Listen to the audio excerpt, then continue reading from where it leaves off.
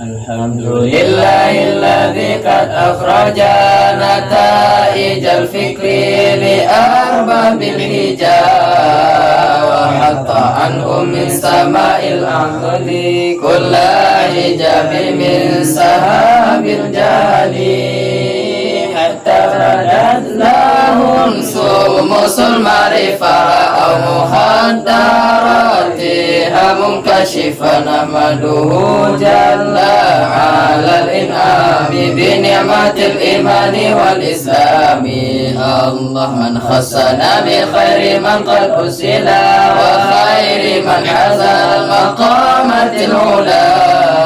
محمد سيد كل مصطفى العربي الحاشمي المصطفى صلى عليه الله ما دام الحجا يأخذ من بحر المعاني لجج وآله وصحبه ذوي الهدى من شبه بأنجم في الاتداء الله وبعد فالمنطق للجنان نسبته كالناوي للسان فيعصم الأفكار عن غير الخطأ وعندك كفام يشف الغطاء فهك من أصوله قواعد تجمع من فنونه فواعد سميته بالسلام المنرك يرقى به سماء علم المنطق الله والله أرجو أن يكون خالصا لوجه الكريم ليس خالصا وأن يكون نافعا للمبتدئ به إلى مطولات يهتدي وخلف في جواز الاستغلال به على ثلاثة الأقوال فابن الصلاح والنووي حرم وقال قوم ينبغي أن يلام الله والقولة المشهورة الصحيحة جوازه لكامل القريها ممارس السنة والكتاب ليهتدي به إلى الصواب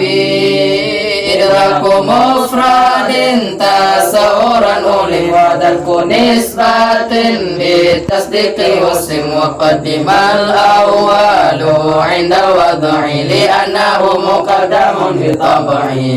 الله والنظر متى جل تأملي وأصله وهو ضروري جلي وما به إلى تصور أسر يدعى بقول شارع فتبتهل وما لتصديق به توصل بحجة يعرف عند العقل دلالة اللفظ على ما وفق يدعونها دلالة منطبقة الله وجزئه تزمن وملازم فهو التزام إن بأكل التزم مستعمل الألفاظ حيث يوجد